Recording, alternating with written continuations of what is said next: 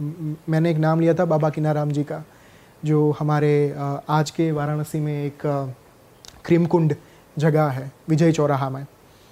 क्रीमकुंड में पूरे विश्व में आज की तारीख में सिर्फ और सिर्फ 2 जगह पे माँ हिंगलाज विद्यमान है। एक जगह जो शक्तिपीठ है पाकिस्तान में, और दूसरी जगह क्रीमकुंड। माँ की असीम कृपा उनके ऊपर थी, बाबा किनाराम जी के ऊपर। आज की तारीख में भी भाई अगर आप क्रीमकुंड जाओगे, आपको कोई भी बड़ी से बड़ी दिक्कत हो, 400 साल पहले वहाँ पे एक धुनी प्रज्वलित करी गई थी बाबा किनाराम के माध्यम से, उनकी साधनाओं के बाद। वो धुनी 400 साल से प्रज्वलित है, बुझी ही नहीं है।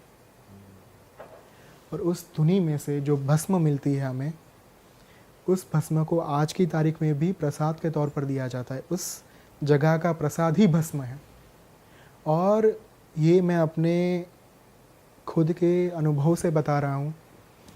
उस भस्म में इतनी शक्ति है कि अगर आप किसी भी बड़े रोग से पीड़ित हो, किसी भी आप बड़ी से बड़ी समस्या से पीड़ित हो ना, उस भस्म को आप तिलक के तौर पर लगाओ और उसका एक छोटा सा प्रसाद अपनी उंगली के ऊपर आप, अगर जीवा के ऊपर यानी टंग के ऊपर आप प्रसाद के तौर पर उन्हें लो, तो आपकी बहुत बड़ी से बड़ी बहुत सारी समस्याएं उनका निराकरण आ सकता है।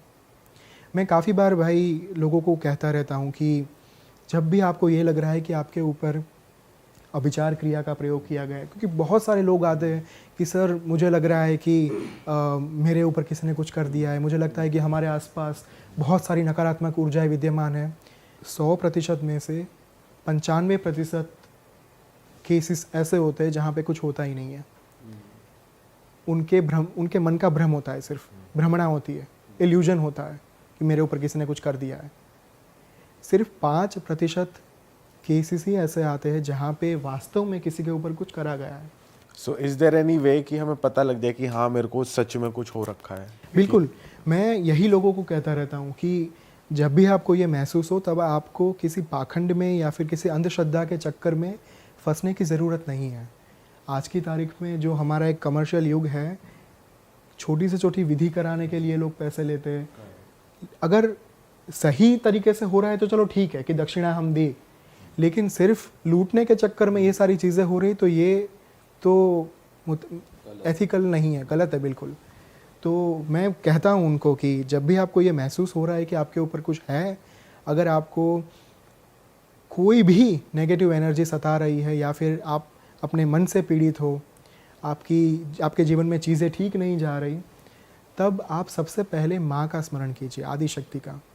क्योंकि जब एक आदि शक्ति, एक माँ अपने बच्चे को बचाने के लिए आती है ना, तब वो शेरनी बन जाती है। अपने बच्चे की रक्षा करने के लिए माँ कुछ भी कर सकती है।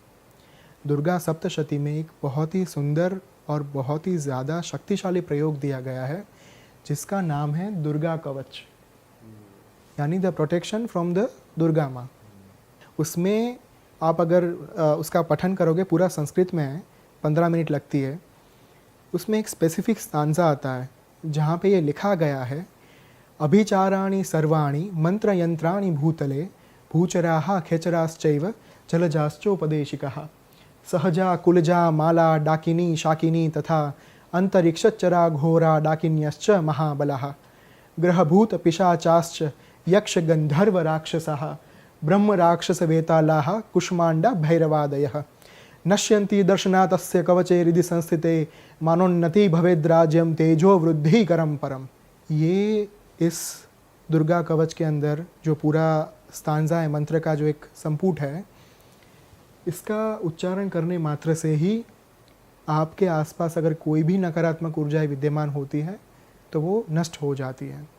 वो पूरा जो कवच रहता है वो 15 मिनट उसमें लग सकता है।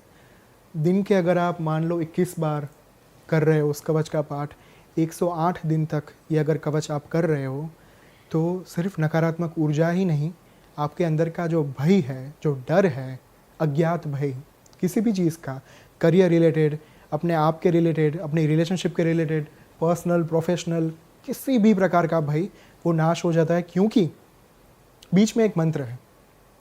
नमस्ते तु महारौद्रे महाघोर पराक्रमे महाबले महोत्साहे महाभय विनाशिनी। जो महानतम भय का नाश करने के लिए सक्षम है, कैपेबल है, वो आदि शक्ति को, वो दुर्गा माँ को हम पूज रहे हैं इस वक्त। और जब ये शक्ति इन्वोक करी जाती है, जब माँ की ऊर्जा जागृत करी जाती है, तब दुनिया में ऐसा कोई भी कार्य, अभिचार क्रिया, दुनिया में ऐसा कोई भी इंसान नहीं है जो आपके ऊपर कुछ भी गलत चीज़ कर पाए।